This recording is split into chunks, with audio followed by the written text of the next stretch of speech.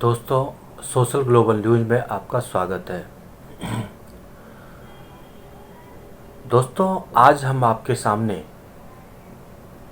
जो online classes हो रहा है और जो बच्चे की पढ़ाई की जो स्थिति है, बच्चे की जो पढ़ाई में नुकसान हुआ है और उस पे हम बात करेंगे।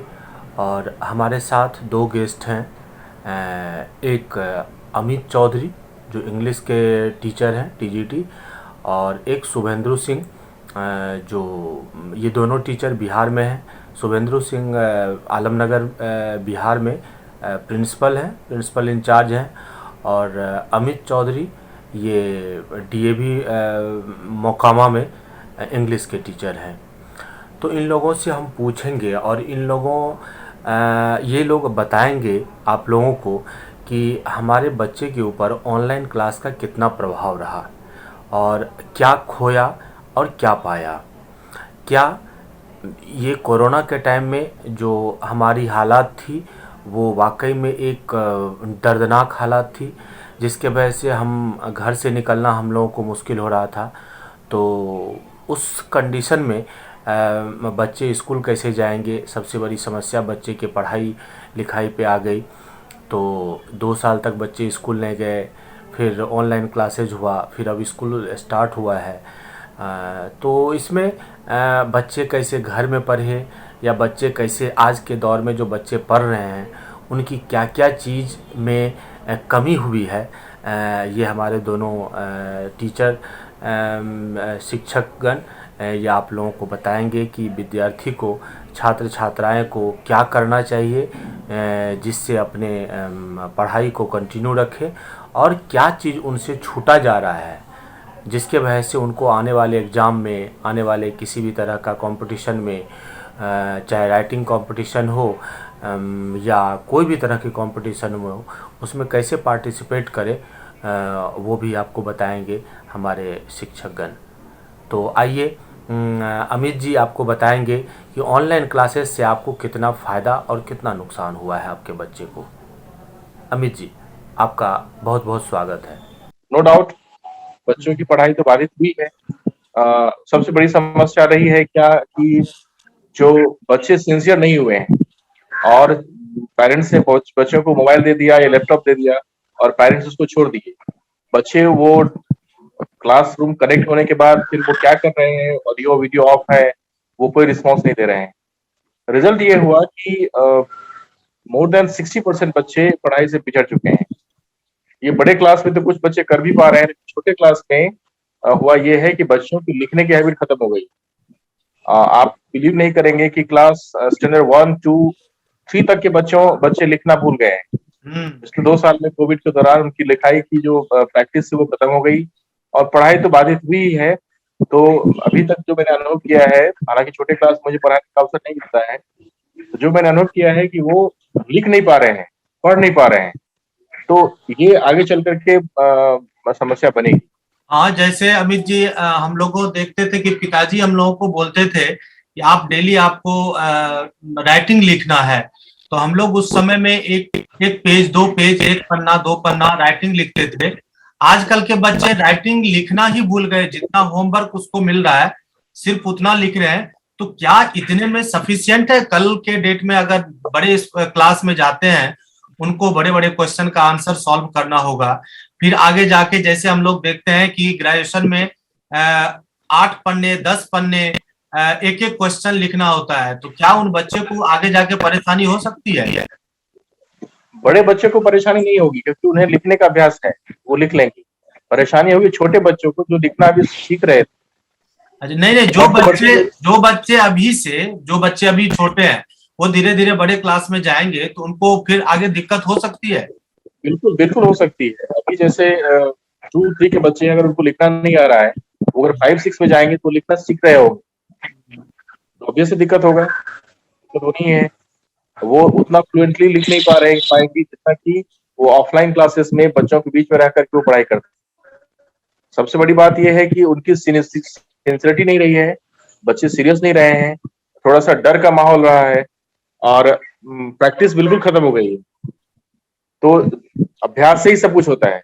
अगर आपके पास प्रैक्टिस नहीं है, आप लिख नहीं रहे हैं, तो फिर आप उसको जो 2 साल का जो एक गैप है, उसको आपको फील करना बहुत मुश्किल है। नहीं नहीं, बच्चे को, नए जो बच्चे हैं उनको आप क्या सजेशन देना चाहेंगे? मेरा ये रहेगा उनसे कि आप जितना हो सके आप सब्जेक्ट मैटर को अगर पढ़ते हैं, स्पेशली बड़े बच्चे के लिए, तो आप उसको जितना आपने पढ़ा है, तो कंटेंट को पढ़ने के बाद उसकी जो समरी होती है, आप उसको कोशिश कीजिए आपने जो पढ़ा है उसको नोट डाउन करने की। जब आप लिखेंगे तो आपका वो जो लर्निंग होगा वो परमानेंट होगा, और सिर्फ पढ़ करके छोड़ देंगे तो वो बाउंस कर जाएगा, फिर वो आपके पास स्टोर नहीं रहेगा। छोटे बच्चों को, जैसा आपने कहा कि आपके पेरेंट्स कहते थे कि हम राइटिंग लिखनी चाहिए, तो वो छोटे बच्चे के लिए तो जरूरी है। वो दो वर्ड लिख रहे हैं, 4 लेटर के वर्ड लिख रहे हैं, तो इनिशियली जब वो लर्निंग प्रोसेस में है तो ठीक है, लेकिन जब 3 या 4 स्टैंडर्ड में जाएंगे तो उनको एक पूरा कंप्लीट सेंटेंस लिखने आना चाहिए। 3-4 के बच्चे अगर कंप्लीट सेंटेंस नहीं लिख पा रहे हैं तो ये तो मैटर ऑफ कंसर्न है। तो मैं उन्हें कहूंगा कि आप पढ़िए, पढ़िए तो बोल के पढ़िए, और जितना आप पढ़ते हैं, जो आपने सीखा है, कोशिश करना चाहिए उसको हमें लिखना चाहिए। हाँ, ऑनलाइन क्लास से निश्चित रूप से बच्चों में जो सीखने की प्रवृत्ति है वह कम किया है, लेकिन जो नया नवाचार, जो एक डिवाइस ये आया, इसको जानना भी बच्चों के लिए जरूरी था। खास करके कोविड के कारण जो लर्निंग लॉस बच्चों में हुआ, उसके भरपाई के लिए प्रत्येक स्कूल और खास करके प्राइवेट स्कूलों में इस चीज को अपनाया गया। हम भी अपने सरकारी विद्यालय में इस चीज को प्राथमिकता दे रहे हैं, लेकिन उससे बच्चों में लेखनी क्षमता, जो लिखने की जो प्रवृत्ति है वह कम हुआ है। चिंतन शक्ति, जो चिंतन करने की क्षमता है, क्योंकि वह जो देखता है स्क्रीन पर वो उस पर सोचता नहीं है, वो कम हुआ है। जो पढ़ने से जो क्लास में डायरेक्ट जो इफेक्ट होता था नहीं हो पा रहा है बच्चों में। फिर भी उसकी भरपाई के लिए हमने सरकारी विद्यालय में भी इसको बच्चों को जोड़ करके और शाम में, हर एक शाम में शिक्षकों को विषय वस्तु का भेजने का आदेश दिया है, और उससे बच्चे उसमें लगे रहेंगे और उसको याद करके आएंगे उससे। और लिखना की जहां तक बात है, राइटिंग की, वह तो निश्चित रूप से खत्म हो गया, क्योंकि हम लोग जब एक पत्र के माध्यम से, या पैसा कहीं बाहर रहते थे, पैसा मंगाना पड़ता था, या हॉस्टल में रहते थे, तो लिखते थे कि पूज्य पिताजी सादर प्रणाम। उस पूज्यपर में हर्षिकार होगा, दुर्गुकार होगा, क्या होगा, उसको सोचने में से और लिखने में बहुत मेहनत करना पड़ता था। लेकिन आजकल बच्चे मोबाइल से तुरंत पिताजी इतना पैसा भेज। तो लर्निंग लॉस को कम करने के लिए प्रत्यक्ष जो क्लास के अंदर जो वातावरण होता है वह बिल्कुल जरूरी है। और ऑनलाइन क्लास से बच्चों में तो एक विकास हुआ कि कम से कम नवाचार से जो नई टेक्नोलॉजी, जो ये मोबाइल के माध्यम से या इंटरनेट के माध्यम से जो पढ़ाई का जो काम शुरू किया गया, तो इससे बच्चे रूबरू हुए होना भी चाहिए, क्योंकि नवाचार सीखना भी या शिक्षा का भी ये महत्व है कि जो नई तकनीकी आ रही है उसको बच्चों में डालना। लेकिन इससे उनकी लेखनी और चिंतन शक्ति ये निश्चित रूप से कमजोर पड़ी है। लेकिन उसको अगर थोड़ा सा प्रयास किया जाए तो निश्चित रूप से उसमें भी सफलता मिलेगी। और जिस तरह से हमने सरकारी विद्यालय में, जब इस तरह की महामारी आती है तो उसमें विद्यालय तो बंद हो जाते हैं, लेकिन उसी में अगर बच्चों से यह करवाया जाए कि मैं आप प्रतिदिन 2 पृष्ठ लिखना लिखें, और ये याद करके उसको सुनने की प्रक्रिया, थोड़ा बहुत माता पिता पर भी यह जिम्मेदारी जाती है कि उनके बच्चे किस तरह से पढ़ाई कर रहे हैं ऑनलाइन अगर है तो। अब हम दूसरे क्वेश्चन की ओर बढ़ते हैं। हमारे पास जो शिक्षक हैं, एक है जो थोड़ा शहर में है, एक बिल्कुल गांव में है।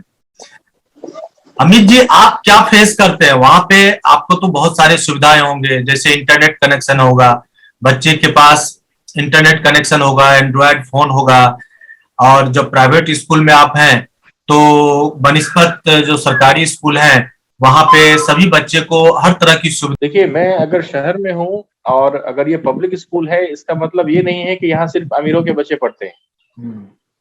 इसमें गरीब के बच्चे भी पढ़ते हैं। जो किसी तरह से अच्छी पढ़ाई के लिए, अच्छी अच्छी सुविधा के लिए पब्लिक स्कूल में बच्चों का नाम लिखाते हैं। तो ये मैं स्कूल भले ही एक शहर जैसे जगह पे हो, लेकिन बच्चे दूर से आते हैं, जो एक रिमोट एरिया है, गाँव है। तो जैसा कि अभी शिवेंदु जी ने कहा कि कनेक्टिविटी का प्रॉब्लम है, बच्चों में ये नेटवर्क का इश्यू तो होता ही है। दूसरी बात जो उन्होंने अभी कहा कि बच्चे थिंकिंग नहीं करते, चिंतन नहीं है। चिंतन नहीं है और लिखने का अभ्यास नहीं है, इस बात से मैं बिल्कुल सहमत हूँ। और जो रूरल एरिया के जो बच्चे हैं, जहाँ पर कनेक्टिविटी थोड़ी कम है इंटरनेट की, तो वहां पर ये सुविधा बच्चे नहीं ले पा रहे हैं। क्योंकि ये देखा गया है कि जनरली घर में एक मोबाइल होता है। तो कोविड में जब आर्थिक रूप से पेरेंट्स बिल्कुल टूटे हुए हैं, फिर दूसरा मोबाइल अफोर्ड करना और फिर उसमें इंटरनेट के पैसे, तो वो थोड़ा गरीब बच्चों के लिए थोड़ा सा तो कष्ट है, दिक्कत है उसमें। क्योंकि मैंने देखा है कि बहुत लोग जैसे एक ही घर में एक मोबाइल है, 3 बच्चे हैं, तो एक ही टाइम उनका क्लास का है, कोई 6 में है, कोई 5 में है, कोई 4 में है। और क्या ये पॉसिबल नहीं है कि हर एक बच्चे के लिए स्पेशल मोबाइल हो? उसमें कुछ बच्चे सफर करते हैं जिनका क्लास वो नहीं कर पाते हैं। जैसे अगर एक ही समय में तीनों बच्चे का क्लास अगर हो रहा होता है, तो कोई एक ही ज्वाइन कर पाएंगे, 2 ज्वाइन कर पाएंगे, एक नहीं कर पाएंगे। इसका नुकसान उन बच्चों को होता है। ये प्राय सब जगह देखा गया। अच्छा शुभेंदु जी, सर ये बताइए कि जैसे अमित जी ने कहा कि कम से कम ये तो है, मोबाइल घर में एक है, 3 बच्चे हैं, दिक्कत होती है, बट तीनों का क्लास हो जाता है किसी ना किसी तरीके से। आप देहाती एरिया में है, बहुत सारा चैलेंजेज है वहां पे। पहले तो सबसे पहला लक्ष्य होता है कि हम पहले 2 वक्त की रोटी खाएं, उसके बाद हम मोबाइल खरीदें। लेकिन आज के डेट में कितना मुश्किल हुआ, कितना चैलेंजेज हुआ। आप देख रहे हैं कि आज दिल्ली में मिस्टर केजरीवाल हैं, उनके संरक्षण में कई सारे स्कूल अच्छे डेवलप किया है, बशर्ते उसमें कई सारे पॉलिटिक्स भी है। जो रोड के किनारे हैं वो थोड़ा सा चमकता दमकता स्कूल है, और जो रोड के किनारे नहीं है उसमें शिक्षा व्यवस्था जैसे पहले थी वैसे ही है। तो जैसे आप वहां पे हैं, आप एक नए दौर के टीचर हैं, हमारे साथ वैसे दोनों शिक्षक नए दौर के शिक्षक हैं। आप क्या क्या महसूस कर रहे हैं अपने स्कूलों में? देखिए, गांव में तो समस्याएं हैं, लेकिन जो उपलब्ध संसाधन है, अगर उसमें विद्यालय प्रधान और उस समाज के जो कमेटी, जो सरकारी एक निर्णय लिया गया है कि एक कमेटी होनी चाहिए, अगर प्रबंधन कमेटी ये बात समझे कि बच्चों की समस्याओं को हमको दूर करना है, तो आराम से हो सकता है। सरकारी विद्यालय भी अब कम नहीं रहा। किसी भी स्थिति में हमारा कार्यालय अगर आप देखेंगे तो पूरी तरह से वाईफाई से सुसज्जित मैंने किया है उसको। और आगे भी मैं बच्चों के लिए भी चाह रहा हूं, मैं बीएसएनएल वालों से बात किया हूं कि आप उसको बाहर भी लगा दो, ताकि बच्चे जिनके पास में मोबाइल अवेलेबल है वह उसका फायदा ले सके। क्योंकि उसमें मंथली कुछ पैसा देना पड़ता है, लेकिन वो तो सबके लिए अवेलेबल होगा, ऐसे वह बेकार चला जाता है। तो डाटा को यूज करने का और विद्यालय प्रबंधन की जो अपनी एक सोच समझ है, उससे निश्चित रूप से बच्चे लाभान्वित होंगे। आते हैं, फिर भी मैंने उन्हें हमने गार्जियन से बात किया कि एक प्राइवेट के तरह ही उसको हमको ले चलना है, और विद्यालय सरकारी हो या प्राइवेट, वो सिर्फ प्रबंधन पर चलता है। अगर आपका प्रबंधन सही है तो बच्चे को हमको ये अभी के समय में जो ये मोबाइल आया है और इस पर जो तकनीकी ज्ञान और जो विभिन्न प्रकार के मीडिया और इंटरनेट का जो चीज, उसमें बहुत सारे चीज गलत भी उसमें है, बच्चे उसको अडेप्ट कर लेते हैं, और बहुत सारे चीज अच्छे हैं जिसको वो अडेप्ट नहीं कर पाते हैं। तो ये माता पिता की भी जिम्मेदारी है कि बच्चे हमारे मोबाइल पर क्या देख रहे हैं, क्या सुन रहे हैं, उसके साथ मतलब साथी बन करके उससे दोस्ताना हरकत करके, कि अगर बच्चे ज्यादा उसका लत है, उसके मतलब मोबाइल से ज्यादा उसको संपर्क है, तो उसमें एक सही सोच समझ के साथ उसको वो करने के लिए सिखावे। कि मान लीजिए आपको व्हाइट हाउस, बच्चे बहुत मोबाइल देख रहे हैं, बच्चे से हम कहेंगे कि तुम व्हाइट हाउस खोल करके देखो, उसका क्या स्ट्रक्चर है, क्या उसमें हो रहा है, तो बच्चे उसमें इंगेज भी होंगे और उसके विषय में जानकारी भी हासिल करेंगे। मैं हाँ। अपने बच्चों को व्हाट्सएप से अभी फिलहाल जोड़ रहा हूं सभी बच्चों को, कि ताकि उसको कंटेंट, जो विषय वस्तु संबंधी कंटेंट है, वह बच्चों को जाए और विषय वस्तु से संबंधित शिक्षक उसको भेजे। ताकि हमेशा आप लोग मोबाइल पर कभी न कभी रहते हैं, तो शिक्षक का एक दायित्व बनता है कि बच्चे को समाज के अनुकूल बनाना है। समाज से विपरीत अगर होगा तो फिर वह उसमें समस्या उत्पन्न होगी। तो समाज के अनुकूल बनाना, ये सरकारी विद्यालय के शिक्षकों पर अब ज्यादा जिम्मेदारी बढ़ गई है, खास करके हम जैसे लोगों पर, जो कि बहुत गरीबी से गरीब विद्यालय में। पहले क्या था कि कुछ नहीं था, हम लोग मतलब नीचे बोरा लेकर के जाते थे वहां बैठ करके, लेकिन जो शिक्षक थे उन्होंने जो संस्कार दिया उसमें हम लोगों ने अपना चरित्र निर्माण किया और उस कुर्सी पर जाकर के बैठे हैं। उस चीज को हम देखे हैं, तो उस चीज को हम धरातल पर लाना चाहते हैं कि भवन बहुत सुंदर हो और उसमें पढ़ाई नहीं हो। तो अभी जो है खास करके प्राइवेट स्कूलों में उतना पैसा, एक तो गरीब के पास उतना पैसा नहीं है कि वह शिक्षा एडप्ट कर सके। दूसरी बात की जो विद्यालय, प्राइवेट विद्यालय है, उसमें देखते हैं कि बच्चे को मशीन बनाया जा रहा है, मनुष्य बनाने के बजाय मशीन की तरह उसको जो है सो उसका जो पढ़ाने लिखाने का तरीका है। लेकिन हम लोग जो परंपरा से पढ़े हैं, उस परंपरा को भी लेते हुए और आगे जो नया नवाचार जो आया है, जिसकी अभी जैसे आपदा कोविड में बहुत सारे लर्निंग लॉस हुए बच्चों का, तो उसको पाटने के लिए, चूंकि उसका दिमाग खाली हो गया, वह खाली समय बीता और उसके अंदर भय था कि भाई मर रहा है आदमी, तो उस स्थिति में बच्चों के लर्निंग लॉस को कैसे कम किया जाए, उसके विषय में हमेशा हम लोग थिंकिंग करते हैं कि बच्चे में उस तरह का मतलब उसको भरने का, उसको इंगेज करने का प्रयास करें, ताकि उसका लर्निंग भी हो और धीरे धीरे उसका जो है मौलिक चीज की जानकारी हो। मैं और भी जानकारी लूंगा आपसे। मैं अभी हमारे साथ हैं अमित जी। अमित जी एक प्राइवेट स्कूल में है और आप सरकारी स्कूल में हैं। तो अमित जी, हमने कई बार ये देखा है कि आजकल का जो जनरेशन है, जो बच्चे स्कूल में जाते हैं, शिक्षक अगर किसी भी कारण बस बच्चे को डांट दिया, फटकार दिया, चाहे एक छड़ी लगा दिया, तो इसके लिए जो है बच्चे तो एग्रेसिव होते ही है, साथ साथ उनके पेरेंट्स भी आके एग्रेसिव होते, मेरे बच्चे को कैसे मार दिया। हमारे जमाने में भी होता था ऐसे मारपीट, बच्चे अगर गलतियां करती है तो शिक्षक उनको दंडित कर देते, चाहे छड़ी से पीटे, हाथ से पीटे या कोई भी और भी पनिशमेंट देने का कई सारे तरीका था। अब लेकिन बच्चे को पनिशमेंट बहुत कम मिल रहा है। इससे क्या बच्चे और ज्यादा मतलब ये कहते हैं ना कि हमारे हाथ से बाहर निकल गया, ऐसा है क्या? ऐसा मानते हैं आप? नहीं, मैं ऐसा नहीं मानता।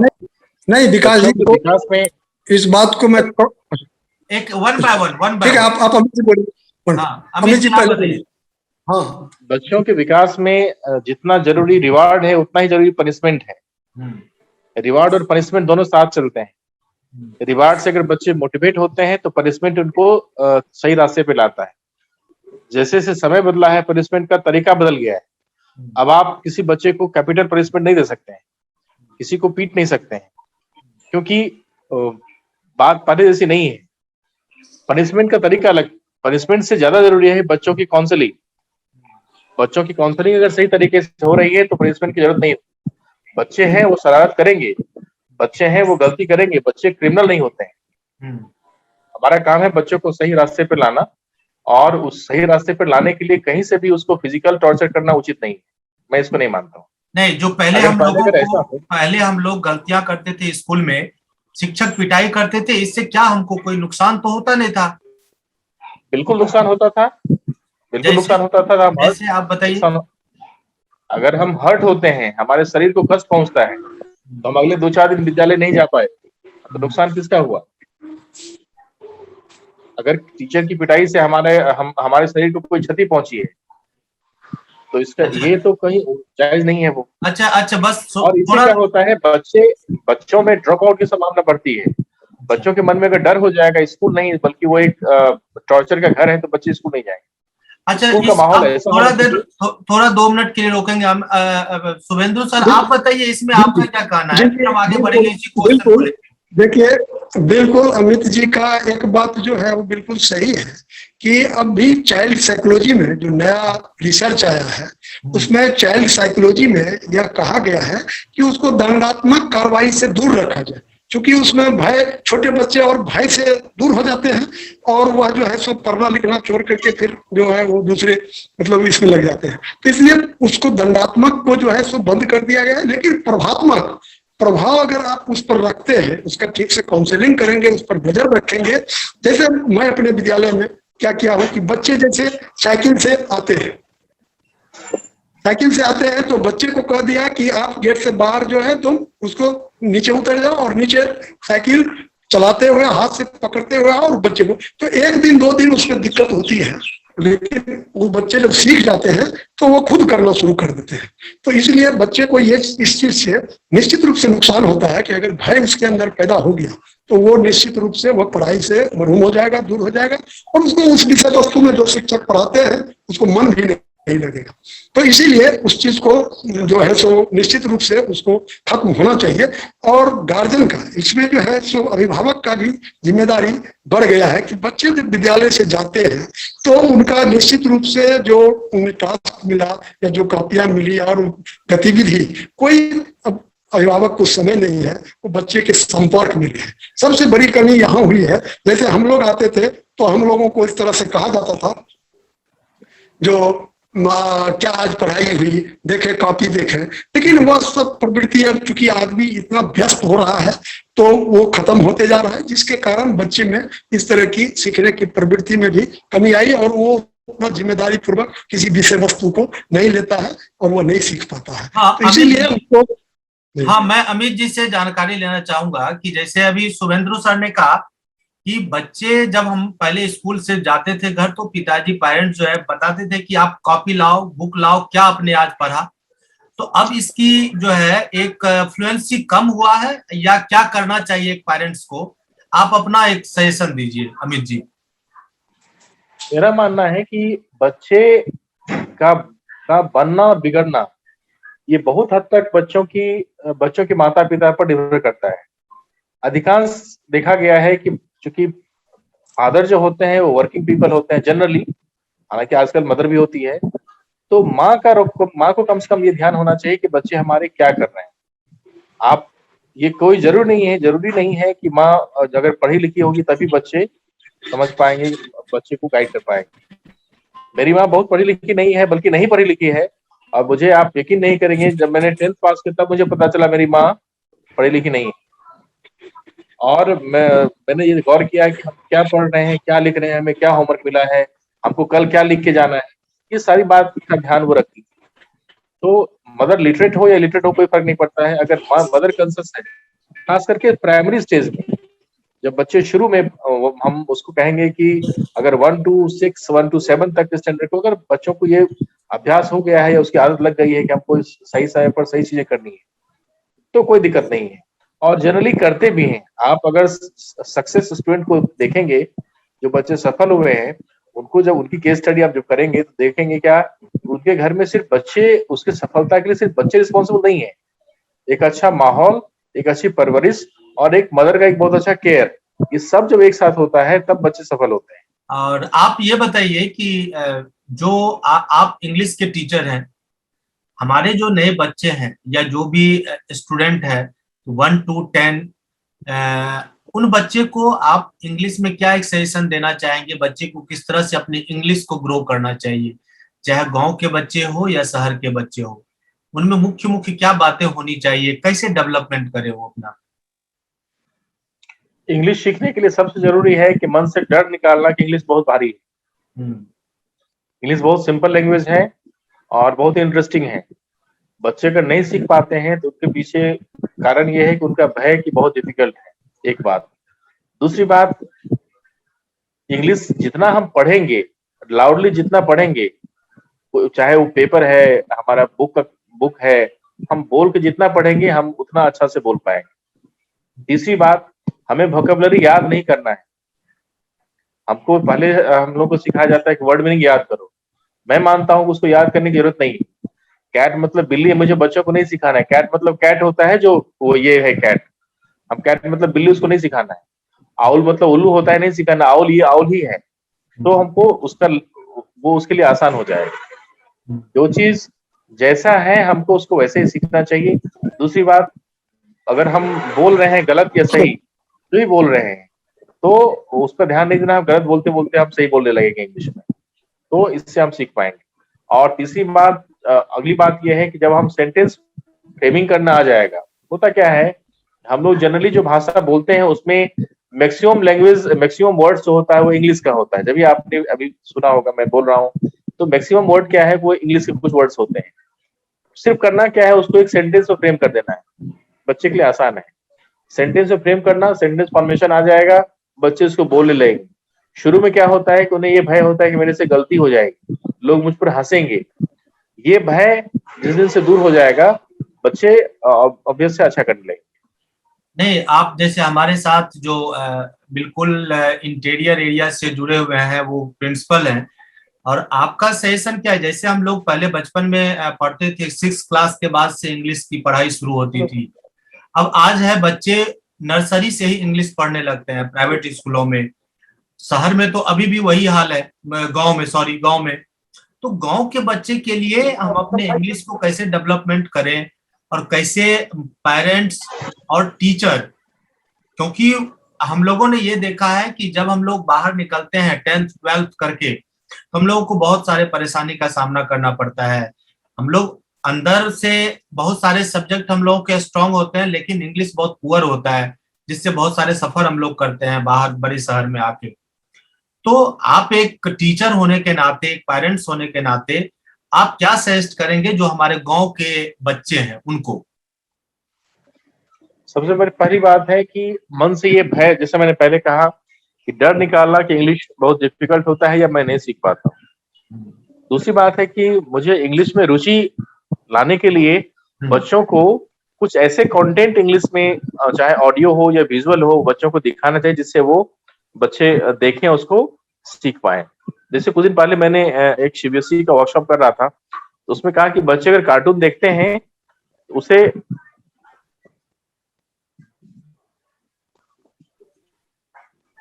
हाँ, बोलिए बोलिए।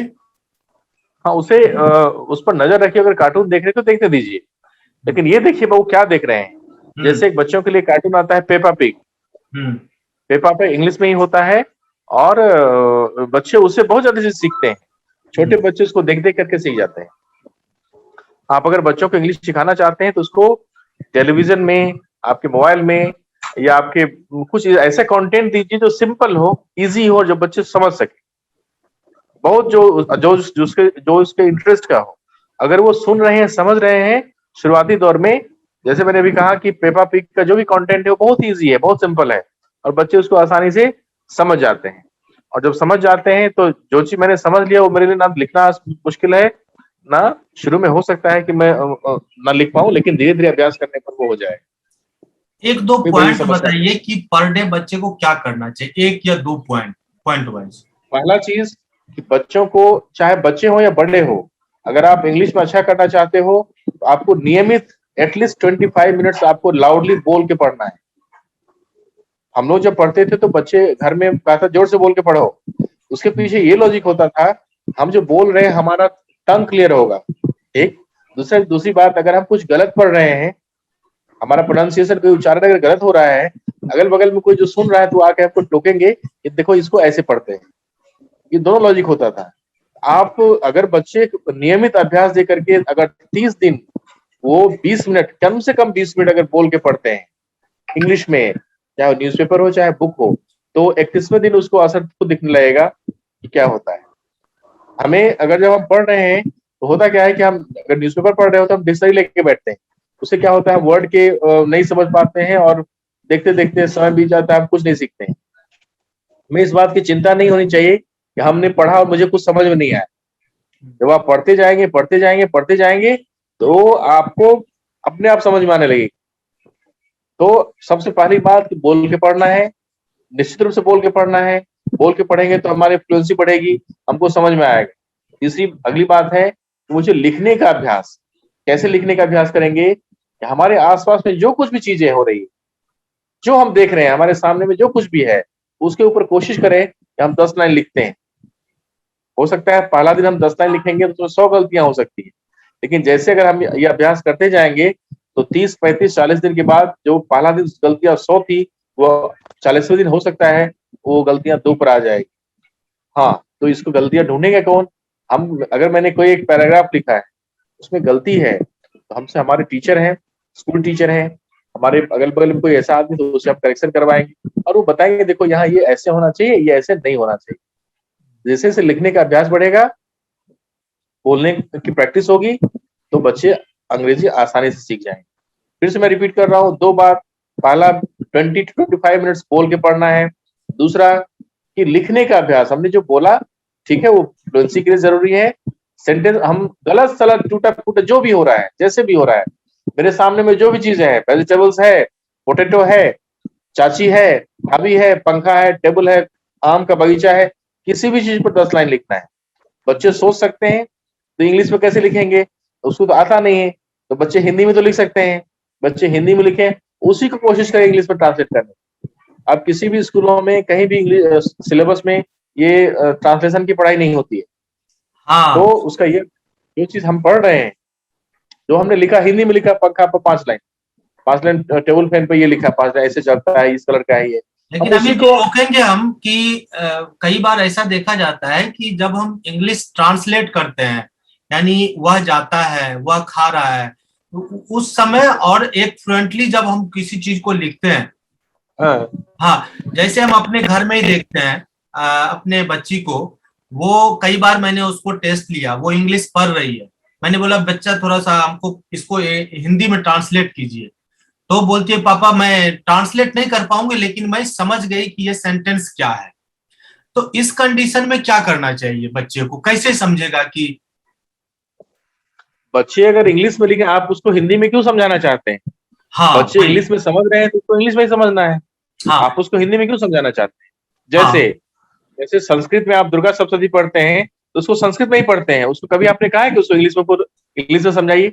हम्म। जो इंग्लिश की चीजें हैं उसको इंग्लिश में समझिए, नहीं तो जो जैसे हिंदी की चीजें आपने जैसे जैसे आपने कहा कि जैसे किसी भी टॉपिक पे लिखना है, पहले लिख दिया हिंदी में, फिर वो उसके इंग्लिश में ट्रांसलेट करना है। वो मैंने इसलिए कहा कि उन बच्चों के लिए जो लर्नर है, अच्छा जिसको अंग्रेजी आ रही है, जो समझ रहे हैं, उसके लिए मैंने नहीं कहा। मैंने अच्छा। उसके लिए कहा जो सीखना चाहते हैं, जो शुरुआत करना चाहते हैं। मैंने हम्म, उनके लिए कहा जो बिगिनर हैं, कहाँ से शुरू करें जो इंग्लिश हमारे लिए आसान हो। ये मैंने उनके लिए कहा। जो इंग्लिश, जिसके लिए इंग्लिश बिल्कुल ही नया चीज है, ये जो डिफिकल्ट लग रहा है, उसके लिए मैंने कहा कि यहाँ से शुरू कीजिए तो आपको आसान लगेगी।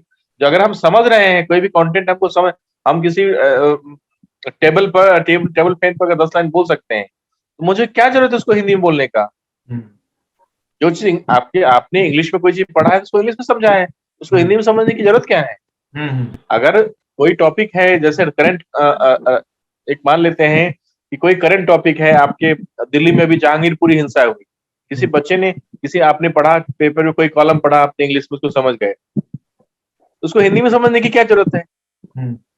हाँ, उसके लिए जिन्होंने नहीं, जिसको इंग्लिश समझ में बिल्कुल नहीं आती, तो क्या करना है, हम लिखना कैसे सीखेंगे, उसके लिए जरूरी है कि पहले उसको हिंदी में लिखें, 4 लाइन, 5 लाइन, 10 लाइन, फिर उसको, उसी को हम कोशिश करें इंग्लिश में लिखने का। इससे, ये मैंने इसलिए कहा कि अब ट्रांसलेशन न तो टीचर पढ़ाते हैं, न कहीं सिलेबस में है। पहले गांव में होता था कि एक पेज ट्रांसलेशन बना के लाना है, अब वो खत्म हो गई है। जब जब वो लिखना लिखना सीख गए हैं, उसके पास क्रिएटिविटी आ गई है, उसके पास थिंकिंग है, बस उसको क्या करना है, ट्रांसलेट कर देना है। तो ट्रांसलेट करने के लिए ट्रांसलेशन हमको नहीं सीखना है, थोड़ा सा ग्रामर सीखना है, और लिखते लिखते लिखते लिखते लिखते लिखते सही हो जाएगा। अच्छा जैसे आपने कोई चीज, मैं शुभेंदु सर के पास आऊंगा, शुभेंदु सर आपके पास आऊंगा, अमित जी से थोड़ा सा एक दो क्वेश्चन और पूछना था। जैसे हम कुछ पर्सनली भी हम पूछ रहे हैं, जैसे अमित जी मैं जानता हूँ आपको बहुत करीब से, आप बहुत अच्छे राइटर भी हैं, आप किसी टॉपिक पे जैसे हिंदी में लिख लेते हैं उस तरह इंग्लिश में भी लिखते हैं। एक अच्छे राइटर बनने के लिए, हम बड़े बच्चे के लिए हम बोल रहे हैं, एक अच्छे राइटर बनने के लिए उस बच्चे को क्या करना चाहिए? देखिए, ये इसका कोई शॉर्टकट फॉर्मूला नहीं है।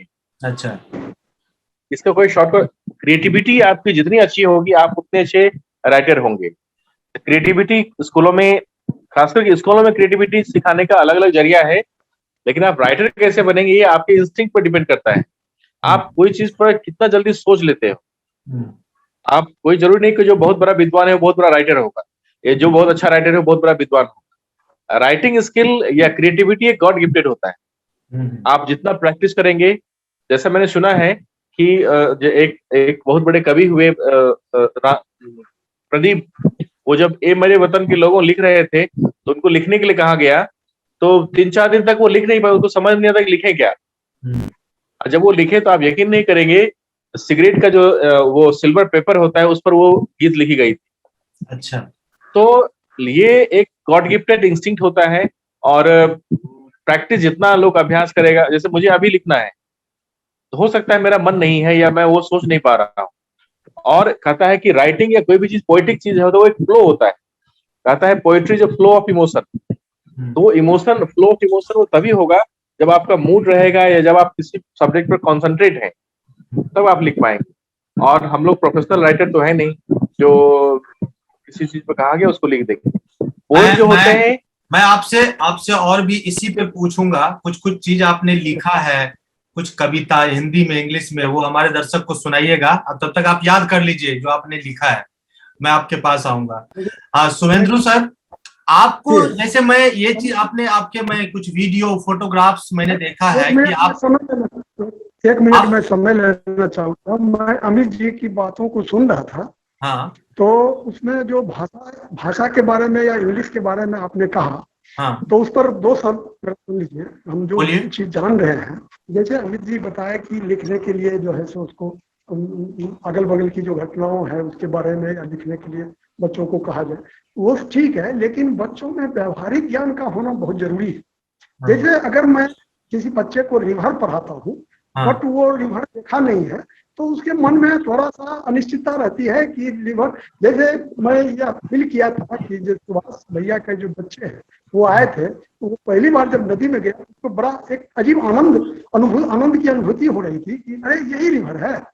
यानी वो सिर्फ पढ़ता था कि रिवर मीन्स रिवर, वो तो देखा नहीं था, लेकिन रिवर मीन्स नदी होता है। ये चीज अगर वह नहीं जानेगा तो फिर उसमें जो है सो चिंतनशीलता की कमी हो जाती है।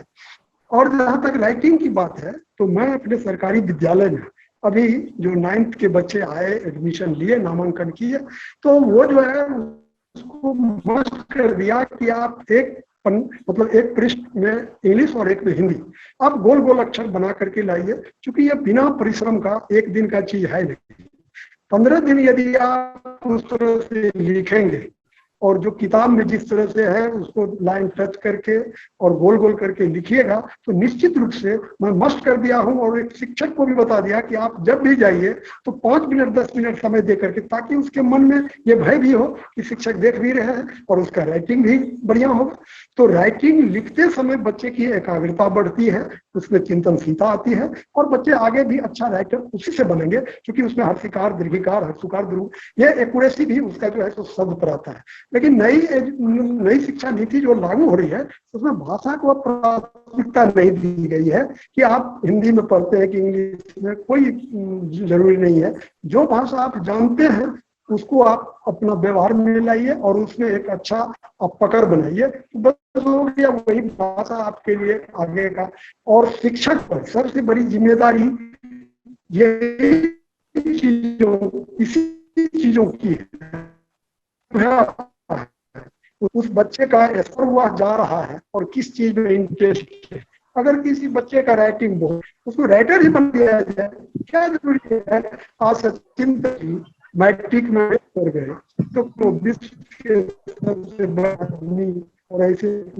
सुवेंद्र सर, मैं ये देखा कि आपके फेसबुक पे आपने कई सारा फोटो वीडियो आपने ये किया है कि आप जो एक नए इनिशिएटिव ले रहे हैं, एक नए युग के जो आप प्रिंसिपल हैं, आप बच्चे को एक्सरसाइज के लिए प्रोत्साहित करते हैं, बच्चे को आप जो अप्रिशिएट करते हैं, चाहे छोटा सा ट्रॉफी देके, एक अवार्ड देके। तो ये चीज हमारे सरकारी स्कूल में ये व्यवस्था थी नहीं। तो आप जो ये व्यवस्था स्टार्ट किए हैं, क्या आपके दिमाग में आया, और क्या हमारे और भी स्कूल जो सरकारी स्कूल है उसमें ये व्यवस्था होनी चाहिए? जी बिल्कुल। वो जो है प्रशिक्षण जो होता है, अभी जो सरकार या एनसीटी वाले कह रहे कि नहीं, जो बीएड किए हैं या जो ट्रेनिंग लिए हैं वही शिक्षक होंगे। तो उसमें जो मैं बीएड किया था उसमें बहुत कुछ अनुभव जो मिला, खास करके विद्यालय प्रबंधन का एक किताब मैंने पढ़ा, और उसमें जो चीज विद्यालय प्रबंधन में जो आवश्यक है, तो उसमें सबसे पहले बच्चे को शासित करने का, कि बच्चे किस तरह से शासित रहे और वह सीखने की प्रवृत्ति उसमें आए। बच्चे को पढ़ाने से ज्यादा उसको जो है सो मोटिवेट करना बहुत जरूरी होता है, कि कोई काम आप कीजिए उसको शाबाशी दीजिए, तो वो जो है उसके लिए बहुत आगे का काम करता है।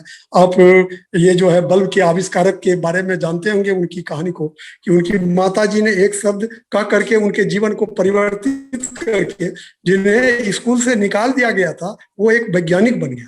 तो आजकल के बच्चे इतने एक्टिव होते हैं, यदि आप उसको सही दिशा में सिर्फ ले जाइए, उसके अंदर इतना एनर्जी भरा हुआ है कि पहले हम उसको योग की एक कक्षा करवाते हैं। और मैं खुद उसको, क्योंकि मैं भी पतंजलि से किया, ये लॉकडाउन में बहुत बड़ी सफलता हमें मिली और उसके बाद मुझे प्रभार मिला। तो मैंने देखा कि जब हमारे अंदर ये चीज व्यवहार में देखे कि हम हमारा स्वास्थ्य सुधर गया, हमें एनर्जी मिल रही है, तो हम उस चीज को बच्चों को उसमें मतलब क्या कहते हैं, बच्चों को दे करके और बच्चे को भी शांत करें। तो उससे क्या होता है कि 1 घंटे योगा का होता है। हम चाहेंगे कि प्रत्येक स्कूल में आप भी इस चीज को कि प्रचार प्रसार करवाइए कि प्रत्येक विद्यालय में 1 घंटे योग का होना चाहिए, बहुत जरूरी है। जैसे पहले हम लोग बचपन में जो स्कूल जाते थे तो 1 घंटा हम लोग को एक्सरसाइज होता था, बिल्कुल अब ये नहीं हो रहा है। उससे बच्चे शांत हो जाते हैं और उसमें सीखने की भी स्थिरता आ जाती है, एकाग्रता आती है, ध्यान बढ़ गया है। अब में डुप्लीकेसी है और खाने के बाद एक विपरीत प्रभाव, उसको भी वह ठीक कर देता है और पूरा दुरुस्त दिखिए। कि मैं जब विद्यालय में कुर्सी पर बैठता हूं तो हमेशा रनिंग पीरियड में काम करते रहता हूं और हमेशा चिंतनशील, थोड़ा सा भी इसलिए दिक्कत नहीं होती है कि हम अपने से योग करवाते हैं, तो मेरा भी उसमें स्वास्थ्य ठीक और बच्चे का भी स्वास्थ्य ठीक। तो उसको उसके बाद क्लास भी हर एक शिक्षक का सबसे रूटीन हर एक कमरे में उसको टंगवा दिया हूँ कि आप देखिए और सीधा समय हुआ और बच्चे की क्लास में आप किसी भी शिक्षक को यह मौका नहीं है कि आप इधर उधर करेंगे। कि पहले थे कि शिक्षक लोग मोबाइल पर। सुवेंद्र सर, मैं आपको रोकना चाहूंगा। अमित जी, अब हमारे पास सिर्फ 1-1.5 मिनट समय बचा है, तो आपका मैं सुनना चाहूंगा कि आप कुछ सुनाने वाले थे तो सुना दीजिए हमारे दर्शक को, और फिर हम अनवरत आप लोगों से मिलते रहेंगे। बिल्कुल बिल्कुल। जो कवि होता है वो प्रेम की कविता से शुरू करता है। अच्छा, ठीक है, लेकिन मैं अभी प्रेम की कविता आपको नहीं सुना रहा हूँ, एक कविता सुना रहा हूँ जो बिल्कुल हमारे समाज में और हमारे देश में एक सब्जेक्ट ऑफ कंसर्न है। जैसे किसान की आत्महत्या है, थोड़ा जल्दी बोलिएगा, समय सिर्फ हमारे पास अब 1 मिनट 20 सेकंड है, तो थोड़ा जल्दी करिए। ठीक है, आप सुनिए उसको। किसानों की आत्महत्या की खबर खो गई सरकारी विज्ञापनों में। किसानों की आत्महत्या की खबर खो गई सरकारी विज्ञापनों में।